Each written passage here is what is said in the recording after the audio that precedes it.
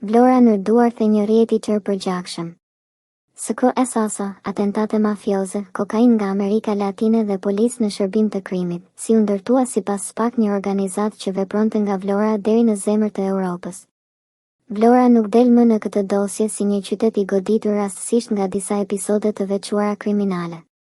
Del si ny, si pikë lidhëse, si një territor ku, sipas hetimeve të prokurorisë së posaçme, për vite me radhë janë kryqëzuar atentate mafioze, rrugë trafiku kokaine, mekanizma pastrimi parash, lojra fati dhe lidhje të dyshuara me segmente të policisë së shtetit. Kjo nuk është më historia e zakonshme e kronikës së zezë. Kjo është skema e një rjeti kriminal që, sipas dosjes së SPAK, lëvizte nga Vlora në Holandë, nga Gjermania në Itali, nga Turqia në Greqi, nga Ekuadori në portet europiane dhe deri në Dubai. Në zemër të kësaj dosjeje del një emër që prej vitesh endet mes atentateve, konflikteve dhe hijeve të botës së nëndeshme, Inez Hajrullah. Për vite me radhë ai u paraqit në opinion si një figurë që i shpëtonte plumbave, eksplozivit dhe pritave. Por hetimi i fundit e nxjerr në një tjetër dritë. Jo më si objektiv i thjesht i hakmarrjeve të botës së krimit, por si një nga figurat kyçe të një strukture që dyshohet se ka organizuar vrasje, ka koordinuar atentate, ka pasur rol në trafikun ndërkombëtar të kokainës dhe ka ndërtuar lidhje operative që shkonin përtej Shqipërisë. Kjo është arsyeja pse kjo dosje ka peshë të jashtëzakonshme. Ajo nuk flet vetëm për disa emra të njohur të Vlorës. Flet për transformimin e krimit shqiptar. Flet për mënyrën si bandat e vjetra, të shurmshme, të ekspozuara, janë zëvendësuar nga rrjete më të heshtura, më të disiplinuara, më të koduara dhe më të rrezikshme. Rrjete që nuk kërkojnë famë, por kontroll. Që nuk bërtasin në rrugë, por komunikojnë në aplikacione të enkriptuara. Që nuk jetojnë vetëm nga dhuna, por nga trafiku, logjistika, pastrimi i parave, bizneset fasad dhe infiltrimi institucional. Dhe në këtë dosje, fjala më tronditëse nuk është thjesht kokain. Nuk është as atentat. Nuk është as skirasasa. Fjala më e rëndë është polici. Një rrjet që nuk mbaronte në Vlorë. Nëse dikur krimi në Vlorë lexohej si përplasje mes grupeve lokale, sot kjo skemë duket shumë më e madhe.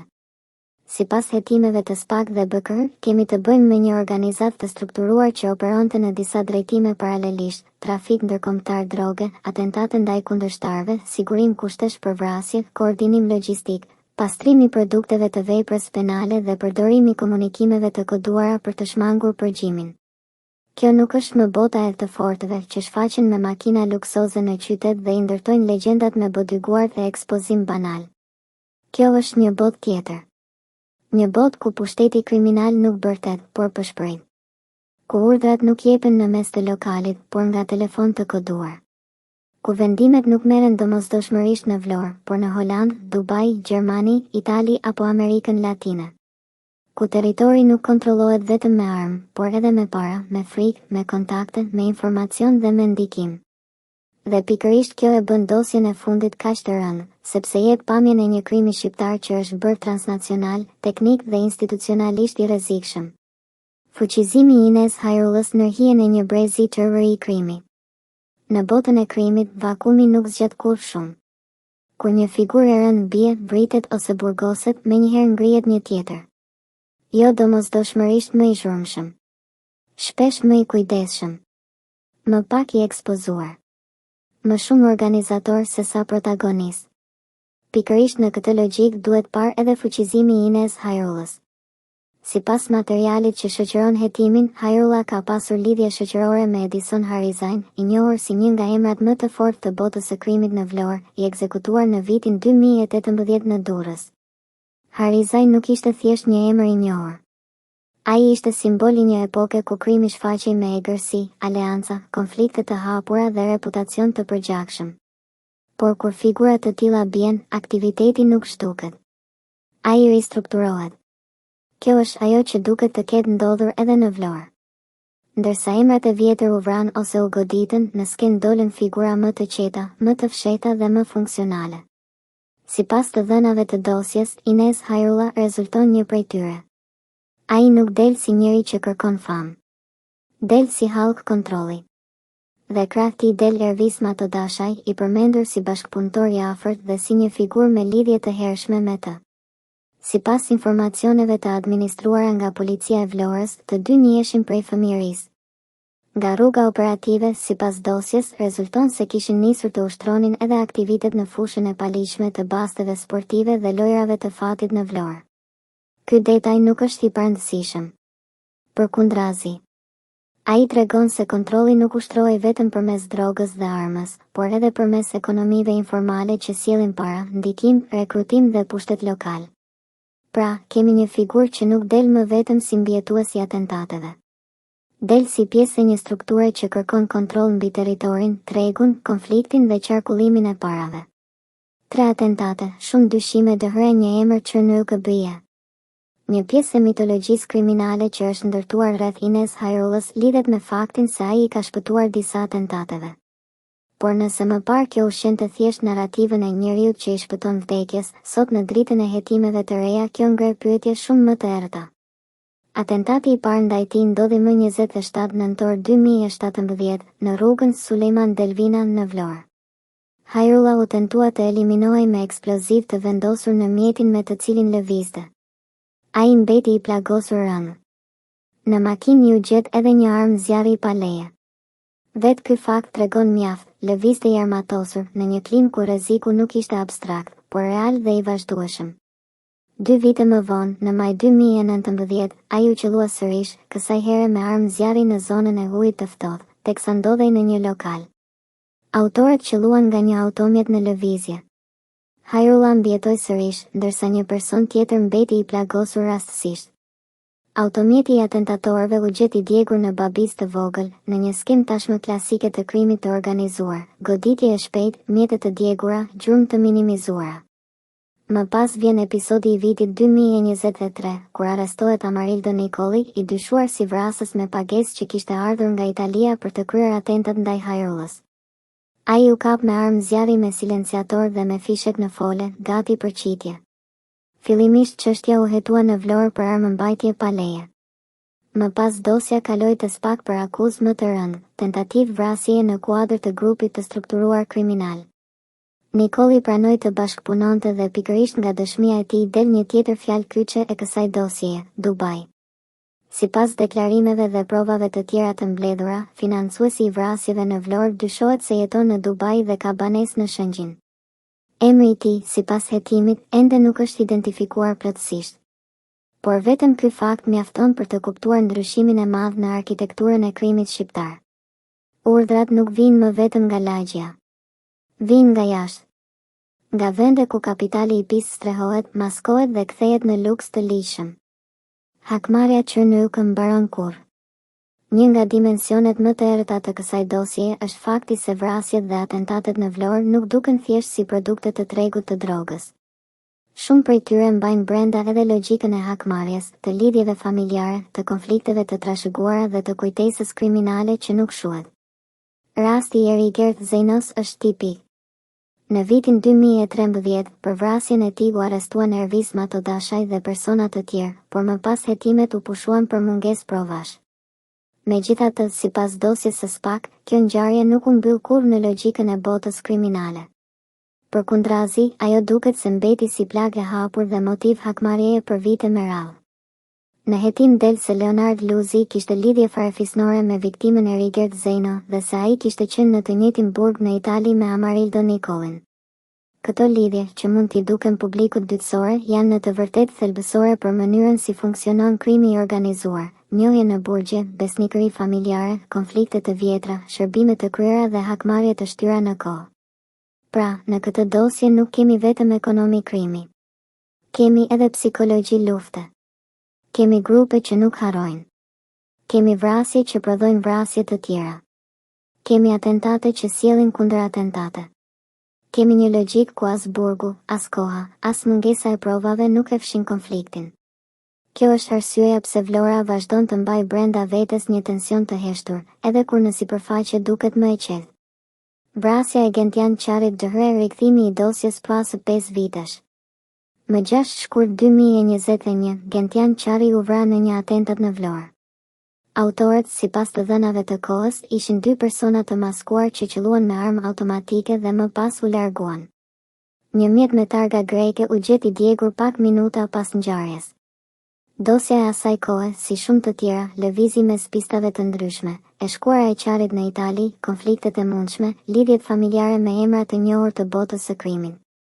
Por 5 vite më vonë, SPAK pretendon se e ka zbardhur pjesërisht këtë ngjarje. Sipas dosjes, Inez Hajrullah dhe Ervis Matodashaj, në bashkëpunim me persona të tjerë të grupit, kanë organizuar, koordinuar dhe drejtuar në kohë reale vrasjen e qarit. Ata dyshohet se kanë dhënë udhëzime operative për monitorimin e viktimës, për sigurimin e automjeteve, për ekzekutimin e atentatit, për fshehjen e autorëve dhe për djegjen e mjetit të përdorur në largim. Nëse këto pretendime provohen në gjykatë, atëherë nuk kemi të bëjmë më me dyshime periferike. Kemi të bëjmë me organizator. Me njerëz që nuk shtin domosdoshmërisht vetë, por planifikojnë, japin urdhra, sigurojnë kushtet dhe kontrollojnë mekanizmin. Dhe pikërisht këtu qëndron frika e madhe. Krimi modern nuk ka nevojë që shefi të tërheqë këmbëzën. Mjafton që ai të organizojë. Ekzekutimi I Bledar Birçajt dëhre krimi si operacion I mirë menduar. Edhe më e rënd del pjesa e dosjes që lidhet me Bledar Birçajn, I ekzekutuar më 10 maj 2021 në lagjen Hajro Çakëri në Vlorë. Sipas SPAK, Inez Hajrullah, Ervis Matodashaj dhe persona të tjerë të paidentifikuar kishin ndërmarrë një seri veprimesh të mirë përcaktuara për ta vrarë, monitorim të vazhdueshëm, përdorim kamerash survejimi, bëshkim të lokalit thebos, analizë të lëvizjeve dhe të personave me të cilët viktima shoqërohej, si dhe hartim të një plani konkret për mënyrën dhe vendin e ekzekutimit. Kjo do të thotë se nuk kemi të bëjmë me një vrasje spontane. Kemi të bëjmë me një operacion. Me studim, me prit, me informim, me logjistik. Me një mënyrë pune që I ngjan më shumë një celule profesionale se sa një grup I të zakonshëm kriminal. Birçaj ishte pronar lokali dhe po ndërtonte hotel në Vlorë. Kjo tregon edhe njëherë se kufiri mes ekonomisë së ligjshme dhe asaj të dyshuar kriminale është bërë gjithnjëherë më I paqartë. Dhe sipas hetimeve, me vrasjen e tij është synuar edhe goditja e Fatmir Hysenit, të njohur si Doqja, me të cilin kishte lidhje familjare nëpërmjet bashkëjetesës së viktimës. Pra, vrasja e Birçajt nuk shihet vetëm si eliminim individi, por si goditje brenda një harte më të gjerë konfliktesh. Madje historia nuk përfundon me vrasjen. Në dhjetor 2024, një sasi eksplozivi shpërtheu në lokalin Thebos, në pronësi të familjes së Bledar Birçajt. Pak kohë më parë lokali ishte rihapur. Mesazhi ishte brutal, konflikti vazhdon, edhe pasi viktima është në varr. Disa javë më vonë u plagos Kevin Hajrullah, I afërm I Inez Hajrullës, në një tjetër atentat me breshëri. Ndërsa në nëntor 2025 shpërtheu tritol në banesën e nënës së njërit prej të dënuarve për atentatin e vitit 2019 ndaj Hajrullës. Kjo nuk është më kronik. Kjo është zinxhir hakmarrjeje. SKO-SASA, platformë e krimit që u kthye në provë. Në qendër të gjithë kësaj skeme janë komunikimet e koduara në SKO-SASA. Për vite, kjo platformë u përdor nga organizatat kriminale në Europë si një kanal I sigurt komunikimi. Trafikan, organizator atentatesh, financues dhe ndërmjetës besonin se përmes saj mund të planifikonin gjithçka pa u zbuluar. Por zbërthimi ndërkombëtar I SKO-SASA e përmbysi lojën. Mira mesazhe të koduara dolën në dritë. Dhe pikërisht në këto komunikime, sipas SPAK, u gjetën hallkat që lidhin vrasje, trafik kokaine, transport ndërkombëtar dhe përfshirje të zyrtarëve. Kjo është shumë e rëndësishme. Sepse deri dje, krimi shqiptar mendohej si I fortë kryesisht në terren. Sot po kuptohet se ai është përshtatur me teknologjinë, me logjistikën ndërkombëtare dhe me format e reja të fshehjes. Por njëkohësisht po del edhe paradoksi, teknologjia që krimi mendoi se do ta mbronte, tani po shërben si armë kundër tij. Rrjeti I kokainës, në nga Ekuadori në Rotterdam, në nga Spanja në Gjermani. Pjesa më e rëndë ekonomike e dosjes është ajo e trafikut të kokainës. Një nga episodet më domethënëse është sekuestrimi I 750 kg kokainë në portin e Rotterdamit më 31 tetor 2019, e fshehur mes bananeve të ardhura nga Ekuadori. Për një kohë të gjatë autoritetet nuk arritën të identifikonin personat pas kësaj ngarkese. Tani, sipas SPAK, të dyshuar si porositës dalin Flodian Plaku, në bashkëpunim me Mendu Dukën dhe persona të tjerë të paidentifikuar. Kjo ngarkesë nuk është episod I zakonshëm. Një sasi e tillë kërkon para të mëdha, furnizues në Amerikën Latine, kontakt me rrjete portuale, logjistik, transporti dhe treg shpërndarjeje në Europë. Me pak fjalë, kërkon organizatë. Në të njëjtën dosje përfshihet edhe sekuestrimi i rreth 14 kilogramëve kokainë nga policia greke në Patra, brenda një kamioni që udhëtonte nga Holanda. Sipas SPAK, transporti ishte organizuar nga Arges Gjeza në bashkëpunim me persona të tjerë. Një tjetër episod flet për 400 kg kokainë të trafikuar nga Spanja drejt Gjermanisë në dhjetor 2020. Sipas hetimeve, porositës dhe posedues të kësaj sasie dyshohen të jenë oficiri i policisë Rezart Kuçi dhe Arben Memishaj, në bashkëpunim me anëtar të tjerë të grupit. Këto të dhëna e zhvendosin çështjen në një nivel tjetër. Nuk kemi më të bëjmë me shpërndarës rrugë, as me transportues periferik. Kemi të bëjmë me një strukturë që operon në tregun më fitimprurës dhe më të egër të narkotikëve në Europë. Flodian Plaku, ny mes trafikut dëhre dhunës. Një figurë tjetër kyçe e dosjes është Flodian Plaku, i arrestuar në Orikum pas një operacioni policor. Ai dyshohet si i përfshirë jo vetëm në trafikun e kokainës, por edhe në ekzekutimin e Gentian Bejtjes në Larush të Fushë Krujës. Në automjetin e përdorur pas asaj ngjarjeje, sipas akteve të ekspertimit, janë gjetur gjurmë biologjike dhe papilare që përfshin profilin e Plakut dhe të personave të tjerë të dyshuar. Kjo e bën profilin e tij edhe më të rëndë, jo vetëm hallk trafiku, por edhe pjesëmarrës i dyshuar në zinxhirin e vrasjeve. Ky është një element shumë domethënës për mënyrën si funksionojnë rrjetet e sotme kriminale. Trafiku dhe dhuna nuk janë sektor të ndarë. Janë dy krah të së njëjtës organizatë. Njëra sjell para, tjetra eliminon pengesat. Polici në shërbim të krimit. Dhe këtu vim te pjesa më alarmante e të gjithë dosjes. Një nga të arrestuarit e operacionit të 7 marsit është Rezart Kuçi, oficer policie, i cili sipas SPAK ka përdorur funksionin e tij për të ndihmuar aktivitetin kriminal. Akuza ndaj tij është tronditse, sigurim logjistike për transportin e drogës, nxjerrje informacioni konfidencial për kontrollet policore, ndërhyrje në telefona për të fshirë të dhëna, përdorim i paligjshëm i sistemit Teams dhe komunikim në SKO-SASA. Nëse këto pretendime provohen, atëherë nuk kemi përballë thjesht një policë të korruptuar. Kemi një funksionar shtetëror që dyshohet se ka kthyer uniformën në mjet shërbimi për krimin. Dhe kjo është pika ku dosja pushon se qeni thjesht histori e botës së nëndeshme. Kthehet në akuzë për shtetin. Sepse qytetari mund të presë që krimi të kërkojë rrugë shpëtimi. Por nuk mund të pranojë që ato rrugë të hapen nga vetë sistemi që duhet ta godas. Prania në të njëjtën dosje e një ish polici tjetër, Hamës Demushit, me histori të mëparshme të lidhura me drogën, e përforcon edhe më shumë hijen e dyshimit se nuk kemi të bëjmë me rastësi individuale. Kemi të bëjmë me një çarje serioze në murin e sigurisë institucionale. Operacioni i 7 marsit dëhre pyetja që mbetet pa përgjigje. Nga 8 masa sigurie të caktuara në mungesë nga gjykata e posaçme, vetëm 3 u ekzekutuan gjatë operacionit të 7 marsit 2026.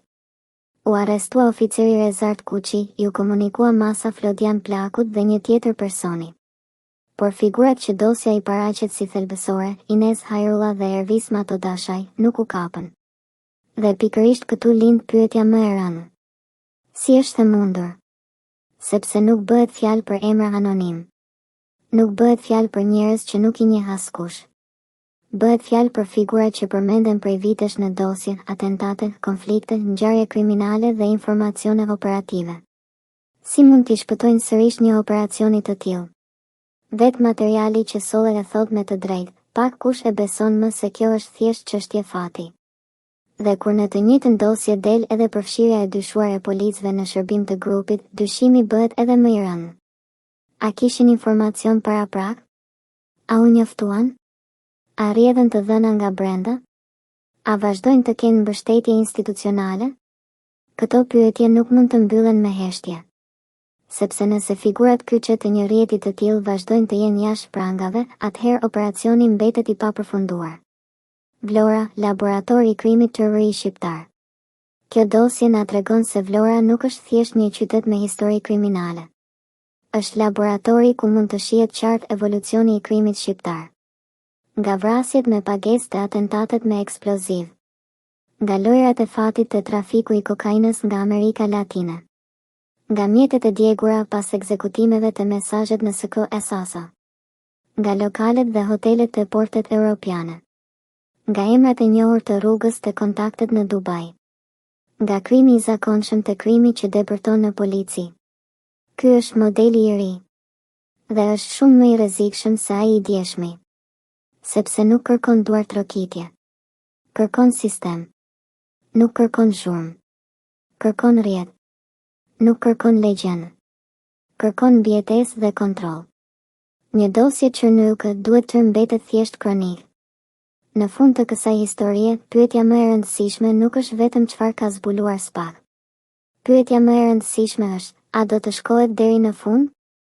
A do të kapen Inez Hajrullah dhe Ervis Matodashaj? A do të identifikohet financuesi që dyshohet se jeton në Dubai? A do të dokumentohen plotësisht hallkat e trafikut ndërkombëtar? A do të zbërthehen të gjitha rolet e policëve të përfshirë? A do të ndiqet paraja?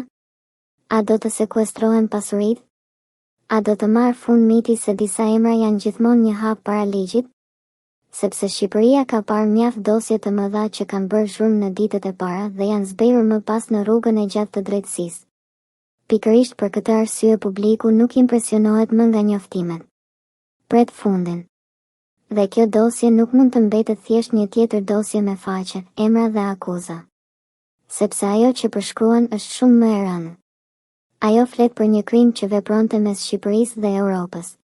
Për një rrjet që lëvizte kokainë, organizonte vrasje, depërtonte në institucione dhe u shpëtonte her pas here edhe operacioneve policore. Kjo nuk është më vetëm kronikë e zezë. Kjo është provë për shtetin.